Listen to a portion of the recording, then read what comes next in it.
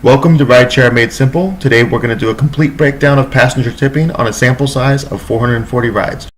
We are going to take a look at the data based on ride type, age, gender, and ethnicity. This study showed some striking differences in the way people tip based on these categories. I'm offering a $200 bonus if you use my referral codes to sign up for Uber and Lyft. You get $100 for each company when you complete the bonus objectives. This is in addition to the generous bonus they offer new drivers. Please see my website for terms and conditions, link in the description below. This sample was based on 440 rides. The blue represents my total income, not including tips, which amounted to $4,438.80. The red represents the $352 in tips earned on those same rides. The tip percentage for those rides came out to a very low 7.93%. Let's take a closer look at which categories of riders brought down the tipping average. First, let's take a look at the frequency of rides by type. 289 rides were standard Lyft rides, which comprised 65.8% of the rides. 150 rides were Lyft lines, which comprised 34.2% of the rides. Next, we look at the total in tips by ride type. Of the $352 in tips, $283 came from standard Lyft rides, while only $69 came from Lyft lines. Now the question is, how many riders tipped in each ride type? Of the 289 standard Lyft rides, 103 people tipped, whereas in the 150 Lyft line rides, only 31 people tipped. The lesson learned from looking at tips by ride type is that 35.6% of Lyft rides tipped, whereas only 20.7% of Lyft line rides tipped. That wouldn't matter if Lyft line riders were tipping more per ride, but the average tip for Lyft riders was $2.73 per ride, while the average tip for Lyft line riders was $2.23 per ride.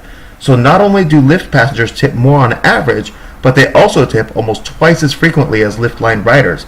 As far as tips are concerned, it is definitely better to take standard Lyft rides over Lyft lines. The next topic is tipping by age. As you can see from the chart, most riders were in their 20s or 30s. Over 50% of riders came from these two groups. Very few riders came from the 60s, 70s, and teens categories. The majority of tip income came from the 30s group, but a substantial amount of tip income came from the 40s group, a much smaller group. With this chart, we can compare the total riders and number of tippers. We can already see that the 20s category has a very low amount of tippers. Next, we see the frequency of tipping. People in their 60s tip the most often, while people in their 50s and 40s tip very often.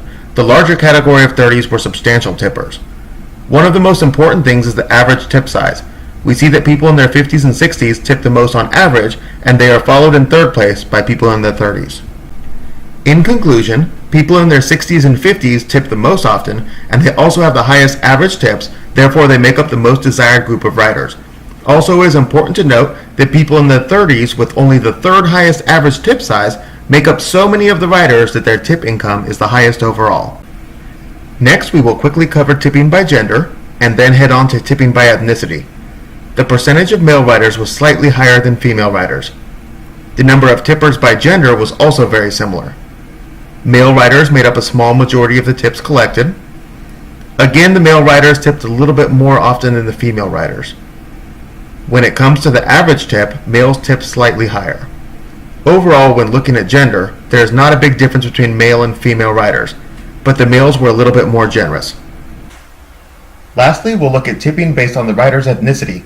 This sample was done in San Diego, so it's only representative of the population here.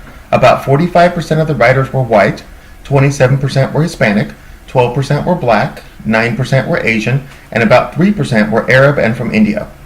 There were negligible amounts of people who described themselves as mixed or Jewish, so they won't really factor into the conclusion in this category. Here we have a graph of the numbers of tippers based on ethnicity. Riders who were white were fairly consistent tippers.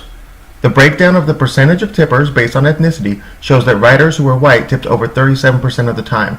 Next came Hispanic riders at almost 30%, and black riders tipped over 25% of the time.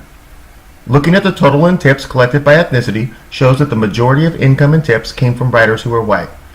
The average tip size shows a similarity between white, black, and Hispanic riders, while the other ethnicities tipped much less on average. Looking at all of the data on tipping by ethnicity, it turns out that riders who were white tipped the most often and had the highest average tip. Hispanic riders tipped very often, but had only the third highest average tip. Black riders tipped a little bit less often than Hispanic riders, but gave a slightly higher average tip. I know this video had a lot of data to unpack, but let's break down the key points. When comparing lifts to lift lines, Lyft riders tipped over 50% more often than Lyft line riders, and their average tip was over 20% larger. When it comes to age, people in their 50s and 60s had the highest tipping percentage and the highest average tips, but the majority of tip income came from riders in their 30s. Looking at gender, males tipped a little bit more often than females, and their average tips were slightly higher, but the differences between genders were very small.